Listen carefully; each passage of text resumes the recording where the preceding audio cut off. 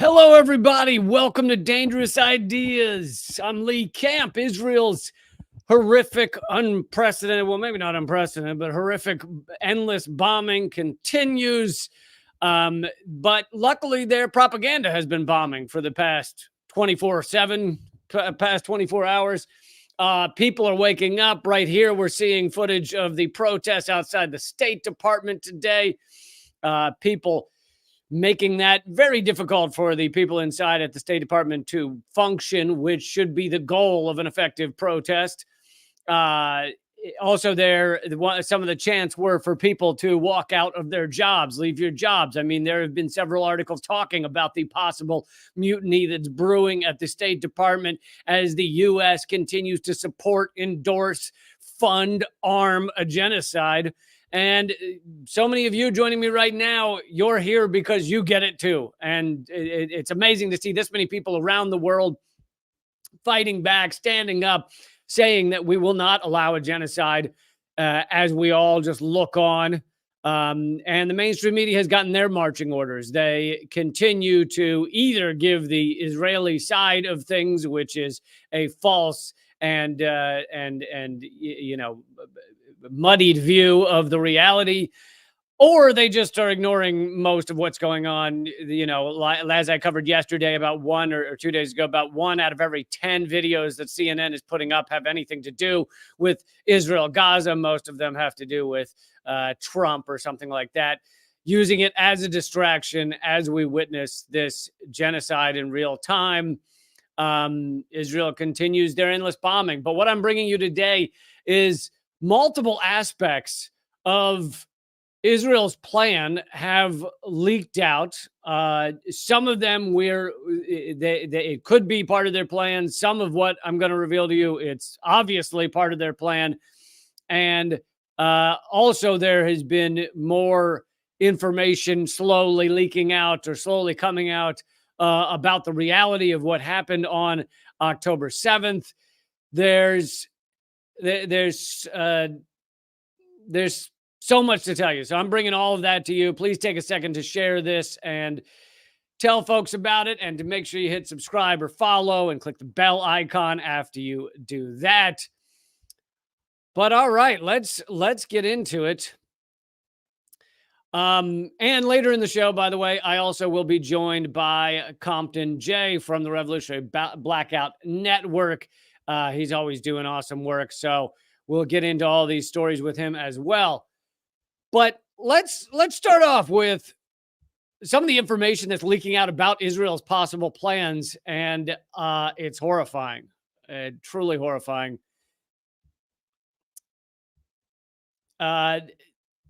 So this article is saying that Israel plans to flood Hamas tunnels with a nerve gas, which of course is a war crime, but Israel is no stranger to war crimes. We're seeing one war crime after another: bombing of hospitals, schools, cutting off of water, electricity, all forms of collective punishment, which is illegal in international law. And Israel and the U.S., because Israel really is a vassal state of the U.S., this is part of a colonial project that the U.S. fully endorses, as I said, also funds and arms. And Israel is no stranger to war crimes. So what's another one? What's a war crime between friends?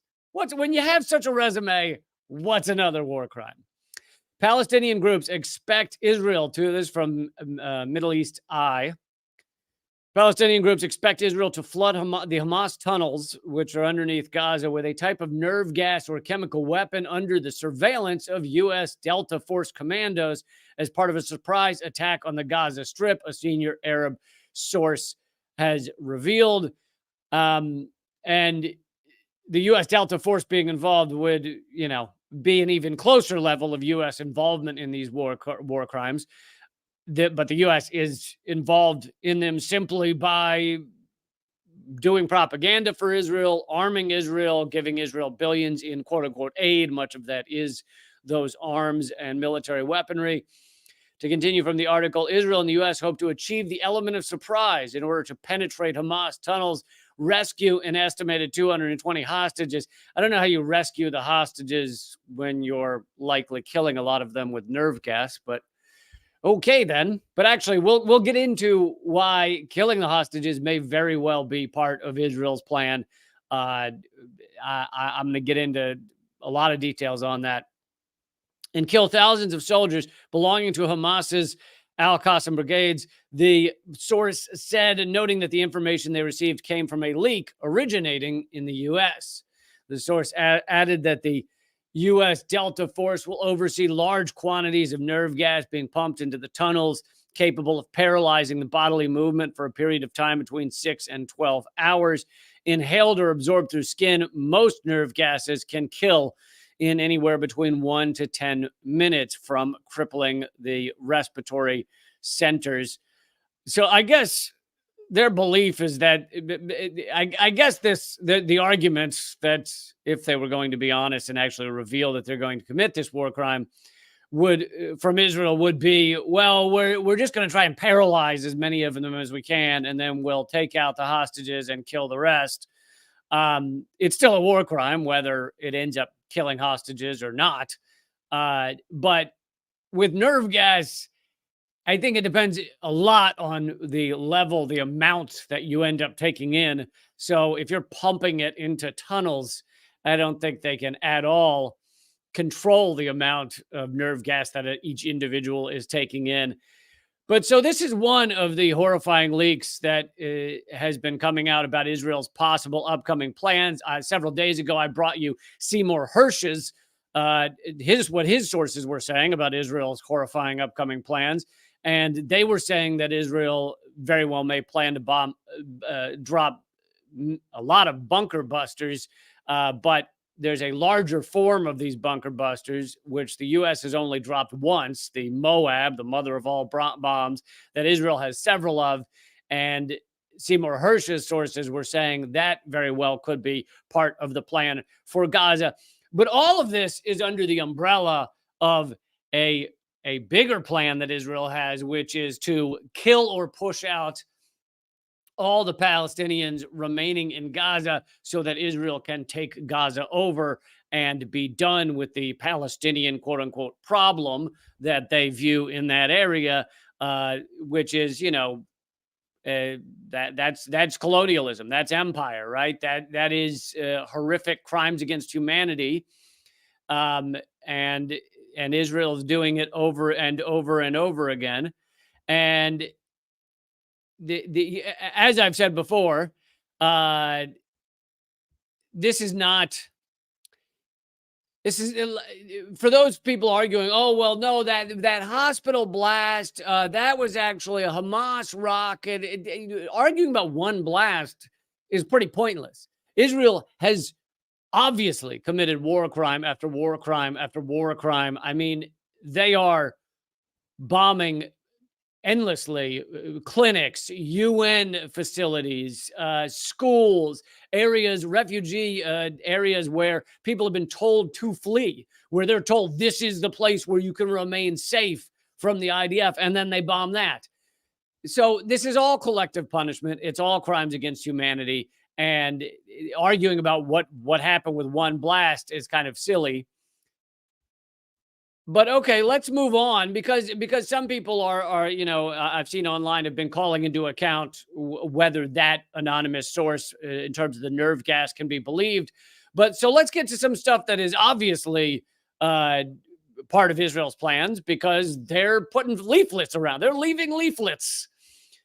So for those who don't know, this is common of Israel to leave leaflets telling people to flee. We're going to bomb your area. You have this much time to get out. They've done this before. This is not unheard of. And so here is one of the leaflets that is being left around Gaza.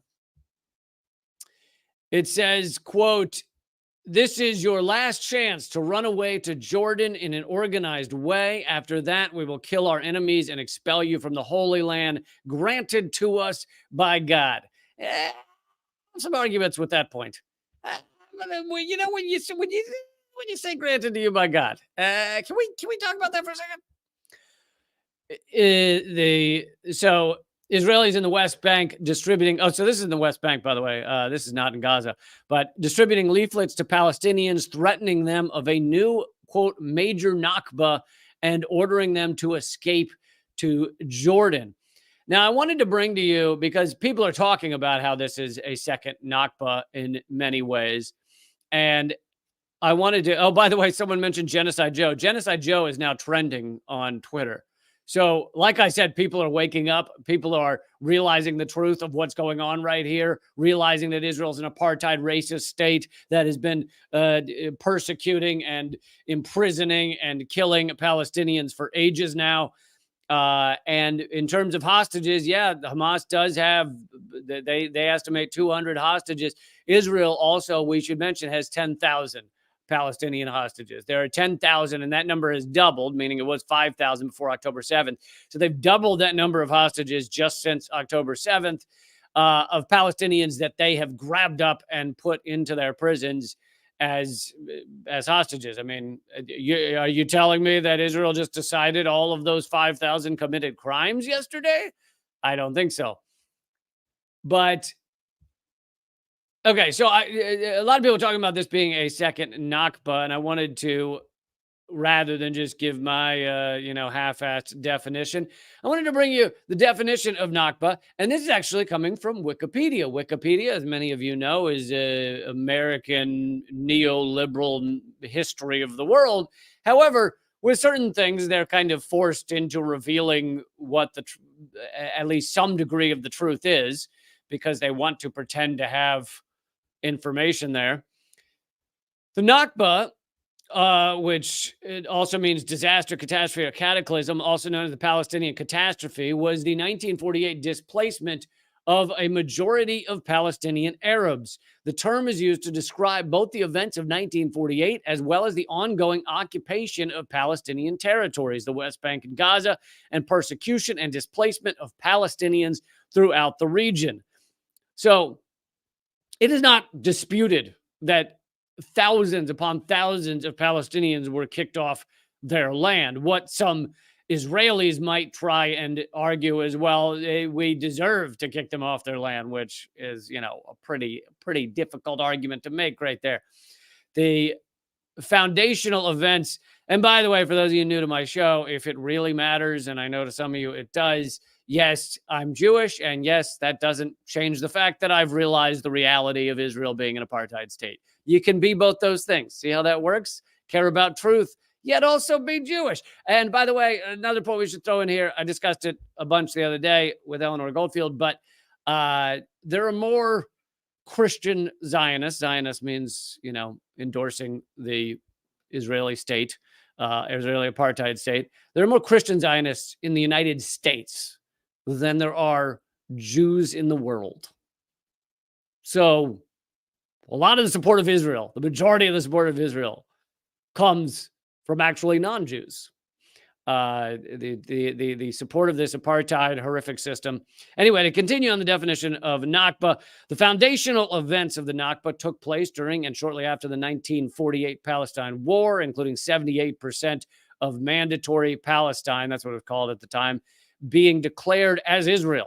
So 78% of this state of Palestine, which mandatory Palestine was a geopolitical entity established 1920 and between 1920 and 1948, and under the terms of the League of Nations. So it was a state, and 78% of it was declared Israel overnight. The expansion and flight of 700,000 Palestinians, the related depopulation and destruction of over 500 Palestinian villages by Israeli armed forces, and subsequent geographical erasure, the denial of the Palestinian right to return, the creation of permanent Palestinian refugees, and the shattering of Palestinian society. That's what the Nakba was. And many are calling this a second Nakba because Israel is using the events of October 7th, the Hamas attack on October 7th, in order to attempt to kick all Palestinians out of Gaza. So to continue on that front, here is more leaked information about Israel's plans, although as we see from that flyer that they're distributing, these are not the plans to forcibly remove Palestinians from these lands is pretty out in the open. it says the Sinite solution, reimagining Gaza in the post-Oslo period. On October 24th, a document leaked from Israeli intelligence minister Gila Gamliel detailed that a durable post-war solution for Gaza has to include the transfer of Palestinians to Sinai, Egypt. According to the document obtained by the Israeli Calculist news website, the move would include 3 steps: establishing tent cities in Sinai, creating a humanitarian corridor, and constructing cities in North Sinai for the new refugees.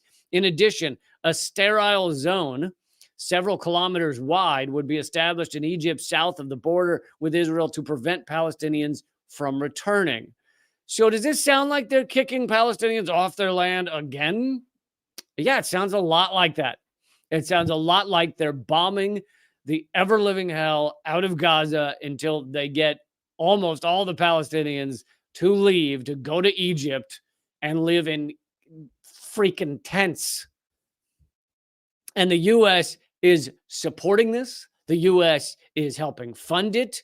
You have Joe Biden, who's now being called Genocide Joe, which seems to be trending around the world.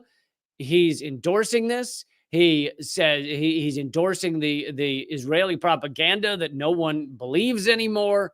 And now leaked documents are showing some of the plans that Israel has going forward, including using banned chemical weapons in the tunnels under Gaza, possibly including using the largest non-nuclear bombs in existence on Gaza, and clearly including pushing Gazans out of the only remaining territory they have while you turn it into a rubble heap. And I've shown many of those videos over and over again of just how destroyed Gaza is now. And let's see how our media is doing on all of this. Here is from Fairness and Accuracy in Reporting. Even though ceasefire in Gaza also trending around the world, Fairness and Accuracy in Reporting reports in hours of Israel-Gaza crisis coverage, meaning they watched hours, a word you'll seldom hear: ceasefire.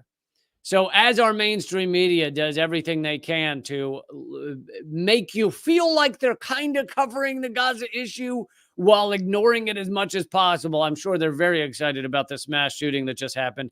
I'll be talking a little about that in a few minutes. But I'm sure they're excited about any story that takes them off of covering Gaza, but they're covering most of it from the Israeli perspective. And then when they do cover Gaza, they aren't using the word ceasefire. So here is, they have a chart. For those of you listening to the podcast, you'll just need to picture in your brain balls a chart. Just picture a chart, any chart. It doesn't matter. It doesn't matter if it's accurate. Just picture any chart and pretend it's good. So here's a chart of the amount of total segments about Israel-Gaza crisis and segments mentioning the word ceasefire. So on ABC World News Tonight, you got about 20 segments, CBS News, 30 segments, NBC Nightly News, a little over 30 segments, PBS NewsHour, over 20 segments. This is from October 12th to 18th. But here are the number that actually say the word ceasefire or de-escalate, which should be like the title of all of those segments. We need a goddamn ceasefire. That's what it should say. That's what it should just be in neon lights blinking like a Vegas strip club. Ceasefire, humanitarian ceasefire, the crimes against humanity, war crimes, all those words, which I'm sure they didn't say those words either, should be flashing in giant lights. But ABC World News Tonight, despite doing 20 segments, never mentioned the word ceasefire or de-escalation. CBS News mentioned it in, looks like, 2 segments. NBC Nightly News, 3 segments. PBS NewsHour, 3 segments. So even though some of those did 30 segments on Israel and Gaza, they refuse to mention a ceasefire. They refuse to mention that the bombing of innocent people should not be happening right now. It must end immediately. All right. before I want to get to this before we move on. This is another big story, information that's coming out that your mainstream media will never cover, will never get to. And there's a lot of a variety of evidence coming out on this front. So this is from Mondo Weiss, or Mondo Weiss, depending on how you pronounce it, but they do great work on Israel and Palestine. And this article is titled, "A Growing Number of Reports Indicate Israeli Forces Responsible for Israeli Civilian and Military Deaths Following the October 7th Attack." This doesn't mean, for anyone getting it confused, I'm not saying Hamas didn't kill anybody on October 7th. Neither is this article. I'm not saying innocent people weren't killed by Hamas. Neither is this article. It's just saying that a lot of the killing seems to have been done by the Israeli military. Now, why would that be? I'll get to that. Since October 7th, the day's events have been shrouded in mystery. There are not only questions about the Israeli intelligence apparatus's colossal failure to anticipate what was happening, but also the details of what exactly transpired on the military bases and settlements around the Gaza Strip. We know that by common estimates, 1,400 Israelis were killed in the following days. Now, you'll notice they're using the passive voice, as I often make fun of our mainstream media for using, but they're using it for a good reason, because we're killed by who? That's what we're getting into. Or by whom. Sorry. If you're that upset about a missing M, then take your business elsewhere. Some reports are beginning to appear, including documentation of the killing of Israelis by Palestinian fighters. So there obviously were Israelis killed by Palestinian fighters. But there are growing numbers of reports that indicate the Israeli military was also responsible for Israeli civilian and military deaths on October 7th and the days after. Here is coming from a senior military analyst that reported by Haaretz. The Coordination and Liaison Office was attacked on October 7th. Together with the outposts in that area, a large Hamas force seized the adjacent Erez crossing. From there, within minutes, there was no resistance.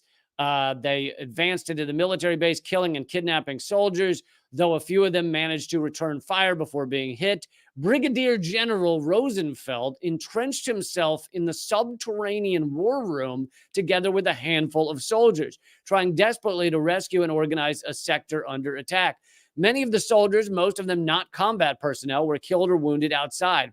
The division was compelled to request an aerial strike against the base itself in order to repulse the terrorists. So this means you have the brigadier general hiding in a war room while he calls an airstrike on his own soldiers at the military base. And as I continue to go into this is increasingly seeming like it is Israeli military policy, Israeli government policy. The article continues. It brings back to my mind the events of August 1st, 2014, during the most violent Israeli campaign against Gaza up to the current one.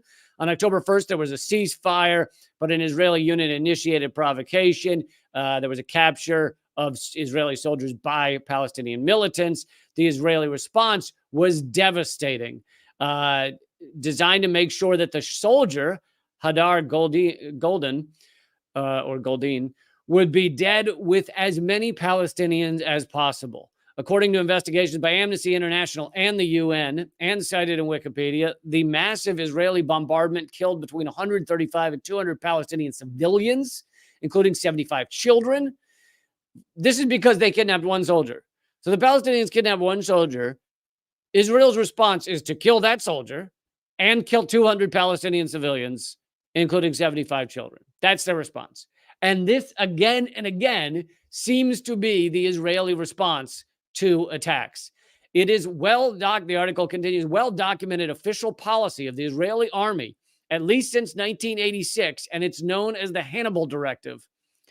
It may not have ended with General Rosenfeld ordering the bombing of his own soldiers. In addition to military deaths, there are also some details regarding the Israeli role in Israeli civilian deaths that can already be found amid the heavy flow of propaganda of the day's events. Electronic intifada. Now, I brought a little bit of this story to you before, but it fits right now. Electronic Intifada published a long interview with Yasmin Parat describing how she was held hostage. So she's one of the survivors from one of the kibbutzes that was attacked on October 7th. She was held hostage by Palestinian militants in kibbutz Be'eri. According to her account, the kidnappers treated her and other hostages humanely, is what she says, believing they would be allowed to retreat to Gaza due to the protection of the Israeli captives. This is what a lot of bank robbers do, right? They take a hostage. They think that's going to allow them to be able to walk out of the building without being shot or attacked. However, that was very much not the case. When Israeli soldiers arrived, quote, they eliminated everyone, including the hostages. There was very, very heavy crossfire. She was one of the only ones to survive. Her testimony is complemented by evidence from Israeli soldiers who described how the Israeli military shot tank shells into buildings where militants and their hostages were hiding. So the Israeli military shows up, fires tank rounds into the buildings where hostages are being held, basically guaranteeing that everyone inside is killed. The Guardian also covered from the same kibbutz, a tour of the kibbutz afterwards.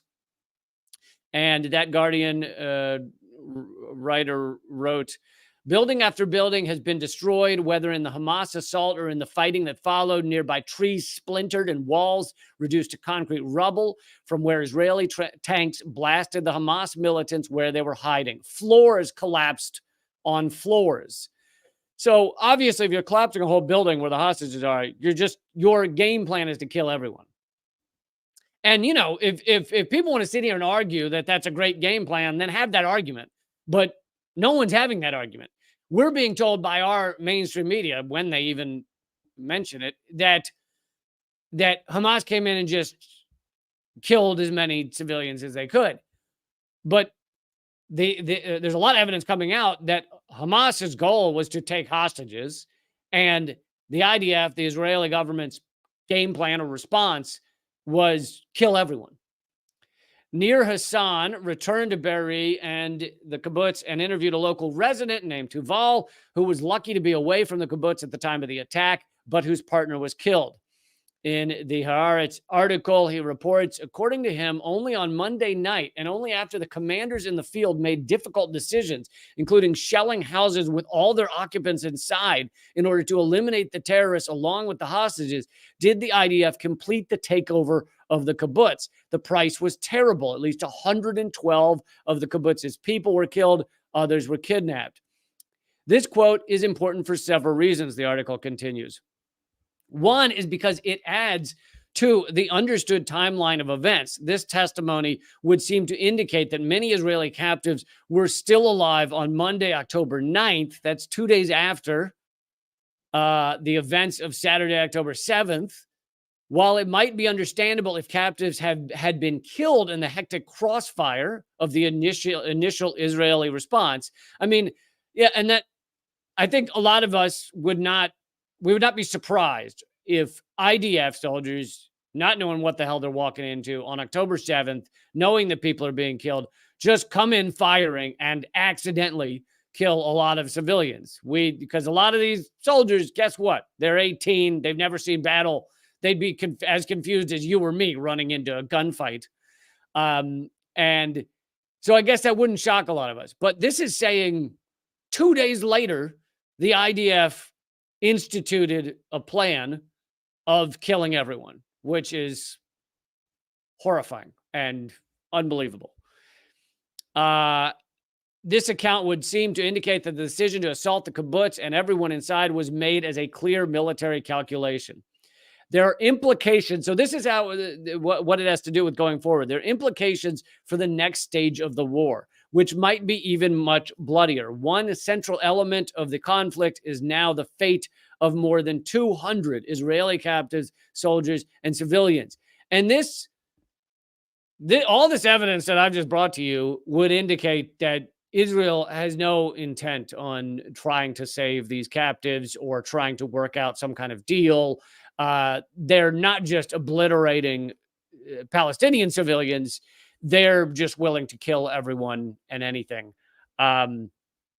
And that seems to be a policy of the Israeli military. This is these war crimes are not a new behavior for them. It's maybe just ticked up in terms of the extremeness of it and the level of it. But anyway, none of that information I just brought you. I brought you 3 separate articles on what Israel's doing, what they have done, and what their plans may be. And none of that is being brought to you by your mainstream media because they are cowards. And even as genocide is being perpetrated, they won't stand up and bring you the truth. I mean, I don't think we should be shocked by that. That seems to be their norm. All right. Well, let's get to our awesome guest I'm very excited about. By the way, everybody, please click subscribe if you haven't already. A little later, this live stream will only continue at rumble.com/leecamp. It's free to watch there. So please go join me there, rumble.com/leecamp, completely free. It'll also continue on my locals page. But all right, I want to bring in someone I'm a big fan of, does excellent work, as does the entire Revolutionary Blackout Network. Please welcome Compton J. Hey. What's up, Lee? How you doing? I'm doing all right, even as the world melts down. How are you? Same. I was gonna have a sort of same description, but yeah, I'm doing all right considering all the suffering that's going on. But yeah.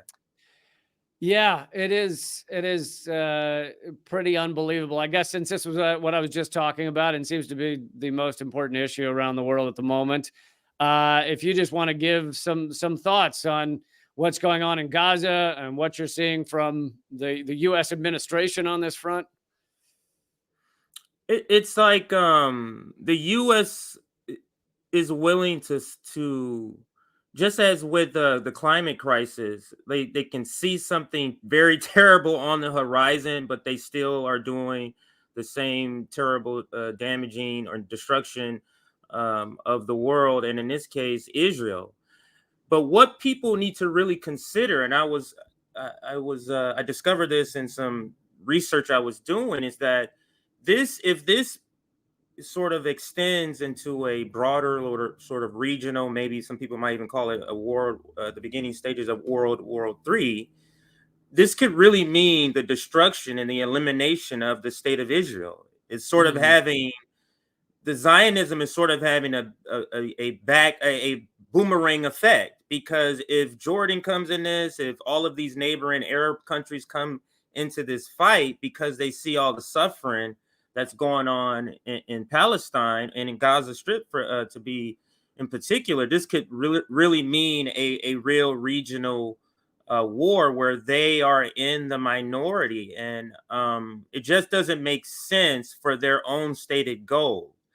And the thing that I can only come up with, that they're just psychopaths, because if your own stated goal is to get, whatever it is, and it's actually working against that, and you're just like full steam ahead. And I saw some of your reporting about the gassing the tunnels in Gaza. It's like it just blows my mind, Lee, that there seems to be no sort of thinking beyond next week, like no sort of thinking, future thinking. But yeah, that's sort of my initial sort of thoughts. It seems to be kind of the corporate thinking of, we need to score these wins by next quarter, but we're not actually going to plan for 20 years from now whether we've eaten the world or not. But yeah, it's already seeming to drag other countries in. Israel the other day bombed 4 countries in 24 hours, if you count Palestine as a country, as people should. Palestine, Egypt, Syria, Lebanon.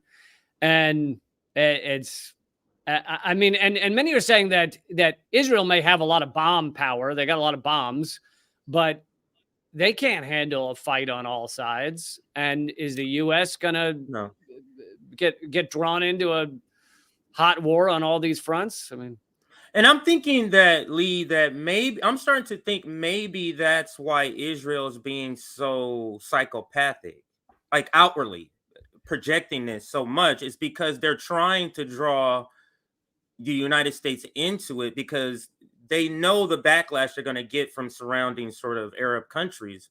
I mean, even Saudi Arabia is sort of pausing, or I don't know if they've completely terminated or canceled the normalization process with them. But then you have Yeah. even Turkey, when you have the guy Erdogan who's offering to be a peacekeeper, but he's saying, hey, there's a line that even he's going to be forced to come in there. And then you got Hezbollah, like they're not built for this fight. Because if you think about it, and I can't remember what I heard this, maybe it was from Scott Ritter, like Hamas have been training for this very fight this entire time, building out these tunnels, like coming up with strategies for all this time. And what has the opposite side have been doing? What have they been doing, Lee? They've been bothering, synagogue, not synagogues, but mosques. They've been terrorizing people at their homes and little kids and elderly women. So they have not been preparing for this. And it doesn't seem like this is well thought out unless the entire strategy is to be so crazy as to draw the United States and other Western powers into this on their side. I can't understand any other logic behind this. Well, and apartheid it can't last. I mean, it just can't. And despite how hard our mainstream media is working right now to make Americans okay with this, it's not working. They're failing. Genocide Joe is trending right now. And just the other day I looked at how many videos CNN had put up on their YouTube page from kind of a Gazan point of view. And there's every once in a while, there is one, like a CNN correspondent in Gaza or something, but it's about 1 to every 15 videos they put up is from a Gazan point of view. You're being generous. You're being generous. yeah. You've been generous. Yeah, because I was just watching Fox News and I'm preparing it. And it's so funny because I'm having to do these segments where the establishment is having a reaction because they can't paper over all the mass protests. Like you can't paper that over. So they're just sort of reporting it as anti-Israel, but you see it most profoundly on Fox News. Like they do at least, I think yesterday they did 3 segments. Today they've already posted 2 segments on it. They're framing it as this is college campuses. That's sort of how they're framing it, since the wokeness on college campuses. But it's a realization. It's beautiful to see a realization by the establishment that these younger people are younger populations. And I would say anyone below 40 and under, the numbers are in like the low 40s, if not the 30s, as far as who you support. And I think it's 30%. If you combine everyone 40 and under, it's like in the 36% support Israel, which is a good number. And considering people in their 80s, Lee, in the same poll support them in the 80 percentile. So that's a pretty good number in considering. But they're pulling out their hair, Lee. If you watch all the coverage, they're pulling out their hair like, what is going on? This propaganda about Israel is not penetrating a certain segment of the population. It's just not getting there. And they're calling us very radical, which I know you and RBN to use that as a badge of honor. Shout out to Media for both having us on that Media article. But you, Lee, you were the only non-group. I was the only individual not on a corporate network. right. That was on there, which is amazing. Which is an amazing feat. And if anybody watches you, then you would understand. Wow, because if you watch RBN, you think we speak radical. You listen to Lee's camp show and the words that he uses, the descriptions he uses. It's way farther than what we use on RBN. But go ahead. We love it. We love it, by the way. Thank you. I appreciate that. That chart did show you guys as slightly more left wing, and I don't know. I got to. What was it? Yeah, I don't know.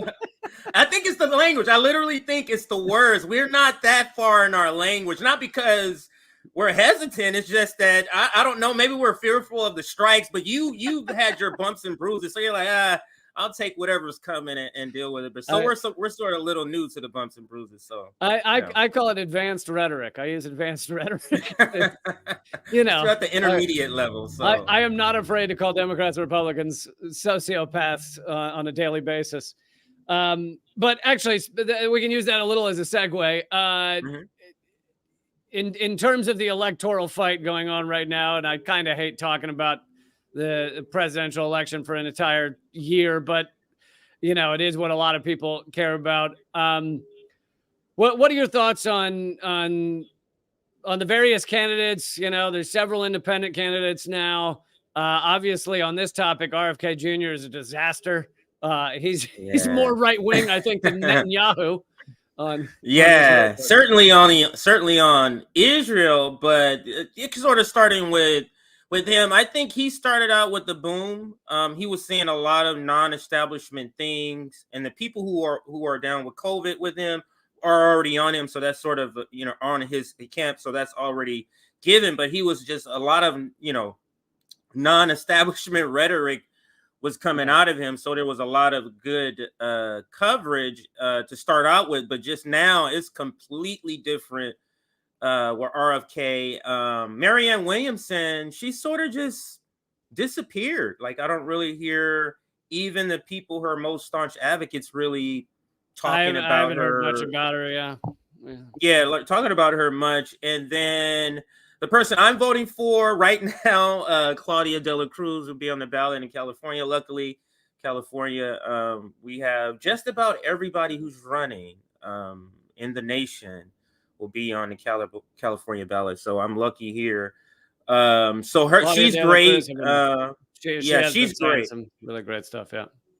Yeah, she's great. And Cornel West, love Cornel West, was a, I wouldn't say a supporter, but was very interested in his campaign strategically as a movement building.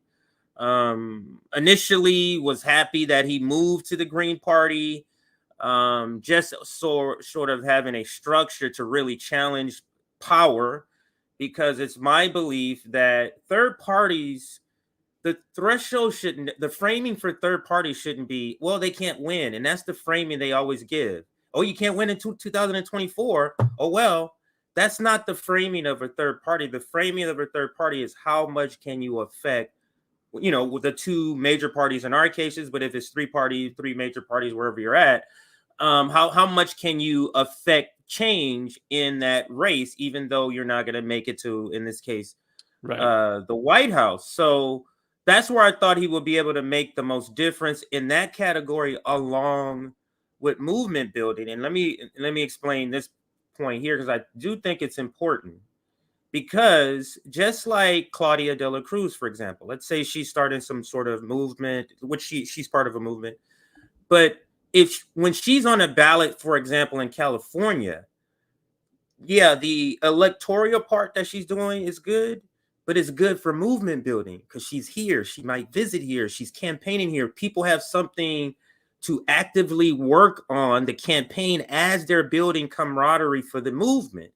So that is why that is important. That's why I felt like being on the Green Party, that was important. But when he's made this sort of left turn, and now Shama Sawant, Margaret Kimberly, Ajamu Baraka have echoed what we have said on RBN. It's just a historic, as Ajamu Baraka has said, mistake made by, because he really could be galvanizing to people, and maybe he doesn't look at himself that way, and maybe a lot of people, and that's humbling. Like, to be humble, that sort of shows something good about him, that he's humble, that he doesn't really think, oh, why would I galvanize? But we're telling him that he would do something like that. And then there's, I don't know if a libertarian candidate they're going through their process. The Green Party says they're going to put up a candidate. So I'm still open to the Green Party, depending on what candidate they put up. Possibly, I don't know if Jill Stein, she still have some sort of legal issues with them, so it's probably not going to be her. But right now, I'm sticking with Claudia De La Cruz. Yeah, Claudia is great. I will say, and I don't know any of the internal workings of what's going on with Cornell, but I will say that even though I've been very supportive of the Green Party and I'm friendly, I'd like to consider us good friends with the Jamu and Jill Stein I've worked with, and I've done fundraisers for him and everything. I will say that they don't really get aired publicly, but there are a lot of justifiable concerns about the Green Party. Absolutely. And what's going on in there, and how everything just gets bogged down in foot dragging and stuff. So I don't know if that was Cornell's reasons for leaving, but there are a lot of issues that need to be dealt with in the Green Party. So I don't know. Yes, and I concur that there is a lot of issues that the Green Party has, and we as people, we have to understand the parties aren't the savior. The party Yeah. is just a vehicle to bring us together. We are the people that's going to make the change. After 2024 in November, you know what RB is going to be doing, Lee? We're still going to be outreaching in the community. Yeah. It doesn't matter who's elected. Like, we're still the same outreach. So, On that front, it is what it is. on that front, I know you're very involved with mutual aid. Talk about mutual aid and talk about why it's important outside of just the people that get helped. I unfortunately haven't done much with it in the past year and a half, but at the beginning of COVID, I was doing a lot with mutual aid, and obviously, it feels you're handing bags of groceries to people that don't know where they'd get food. So on that front, it's very obvious that it helps those people. But talk about the impact that it has in a larger sense. See what mutual aid, when besides what you're saying, the more direct impact from the actual funds, if it's funds or if you're volunteering service or something like that, because mutual aid can also be a service. It's a way you're building a support structure. Hopefully that is your intent, depending on your mutual aid structure. But as for ours, so I'm speaking about ours. You're building a mutual aid structure, a community of support outside of capitalism. So that is the intent. That is the sort of philosophy behind it, is that you're building it outside of I wouldn't say outside of capitalism. Let me rephrase that.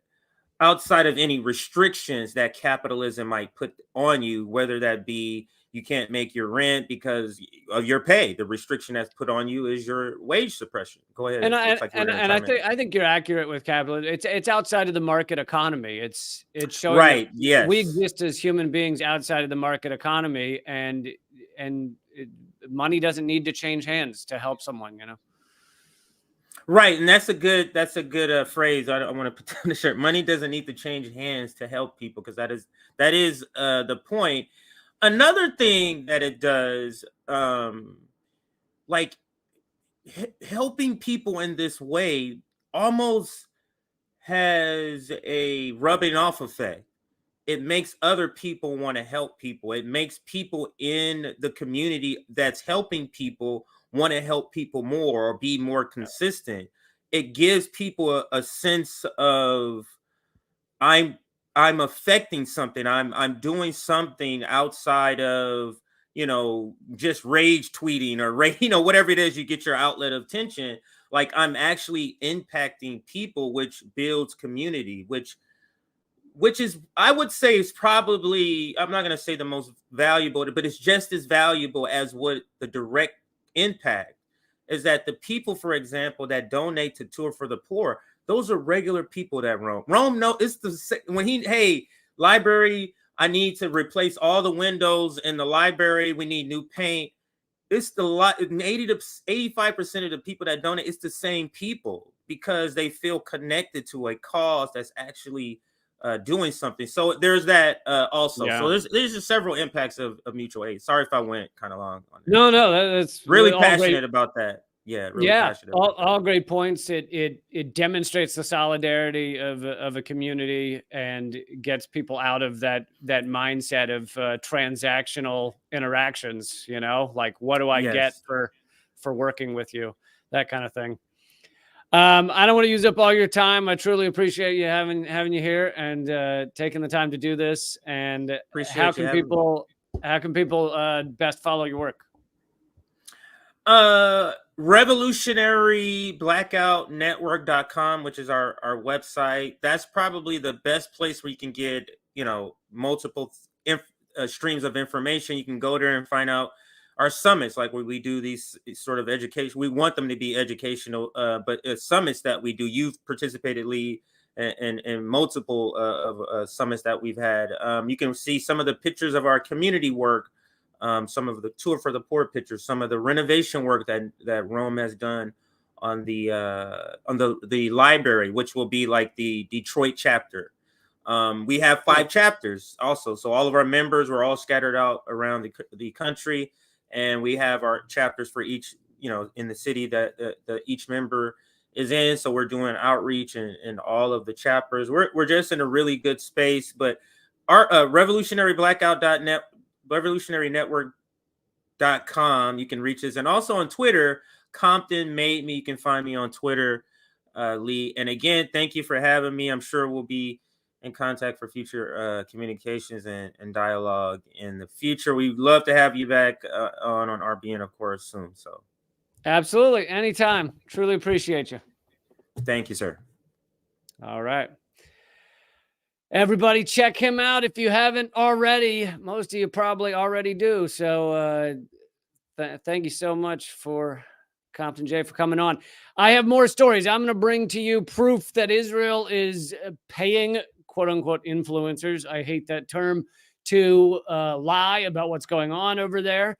I'm also going to bring to you something that I don't think anyone else is mentioning about the mass shooting we've just seen in Maine. All of that is at rumble.com/leecamp. Join me over there. I got more for you. Rumble.com/leecamp. If you're not going to join me over on Rumble or Locals, by the way, if you're at Locals, thank you guys. You make this show possible. But if you don't have time to jump over to Rumble, I hope you'll become a member at leecamp.net. So leecamp.com is my regular website. Leecamp.net is the Locals community, really is a community. We chat with people. I do extras there. You get my book, Dangerous Ideas. You get the ebook for free the moment you sign up. So I hope you will join over at leecamp.net. But all right, the rest of this coming up right now at rumble.com/leecamp. LEECAMP. I think that's right. I've had a couple of years practicing that. So just give me 1 second here.